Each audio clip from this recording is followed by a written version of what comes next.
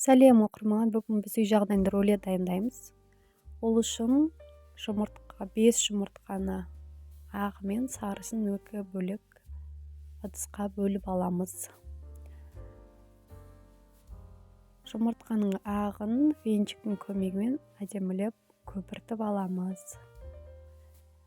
Сіздер миксер пайдалансаңыздар да болады, сол кезде тезірек болады.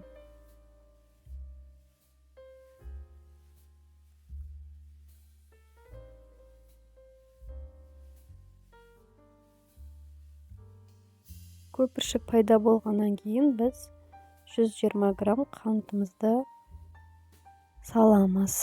Яғни біртіндеп асықпай араластырамыз. Қантымыз ергенше жақсылап араластырып алыңыздар.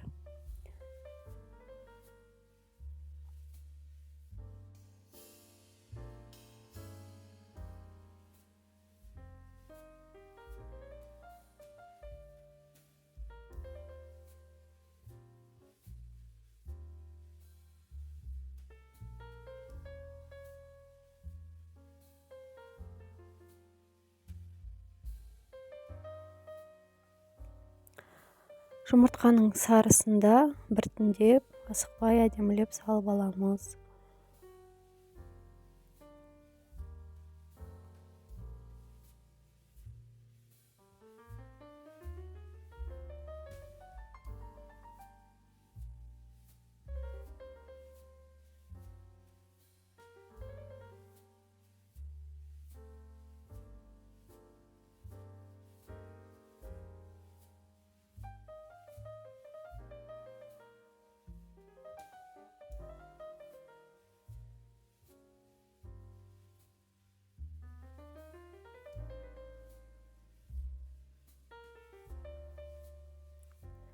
«130 грамм ұнымызға 1 шай қасық қопсытқыш, яғни разрыхлитель қосып аламыз.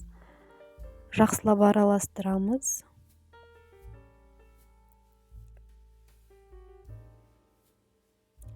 Одан кейін жаңағы сұйық массамызға жайлап біртіндеп асықпай қосып аламыз.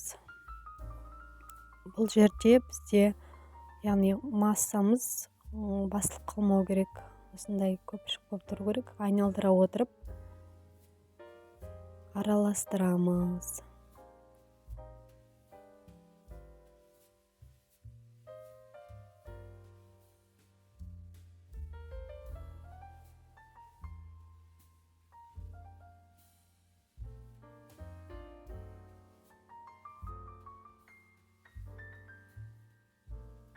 Рецепт ұнаса, каналыма лайк басып тіркеліп кетіңіз.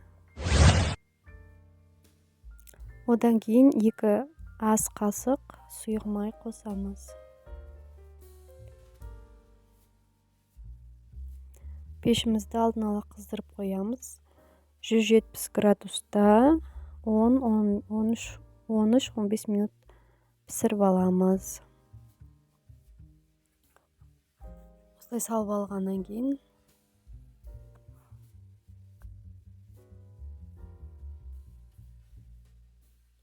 жан жағына жаямыз.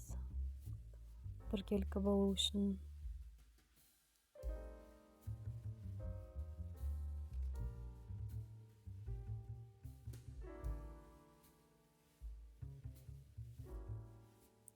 Духовкамызға жібереміз.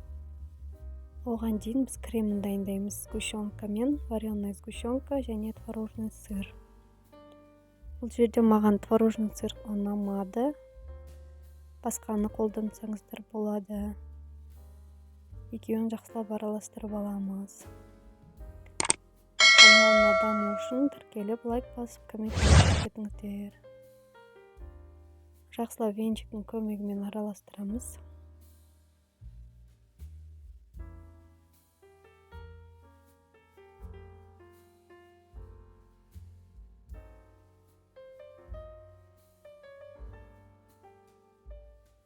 Коржигіміз піскеннен кейін кішкене 5-10 минутқа суытып алыңыздар. Содан кейін осылай теріс айналдырып, ішкі жағына осылай кремін жағып аламыз.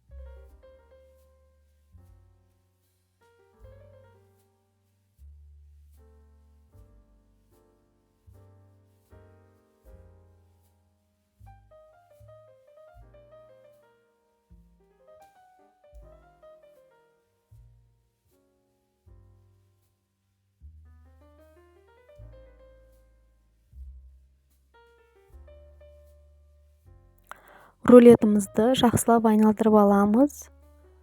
Содан кейін тоңазытқышқа 1-2 сағатқа жіберіңіздер. Осындай керемет болып шығады. Бетін шоколадпен, өз қалауларыңызбен әрлесеңіздер болады. Астарыңыз дәмді болсын. Менімен бірге болғандарыңызға рахмет. Каналға тіркеліп, лайк басып, колокольчикті басуды ұмытпаңыздар. Рахмет.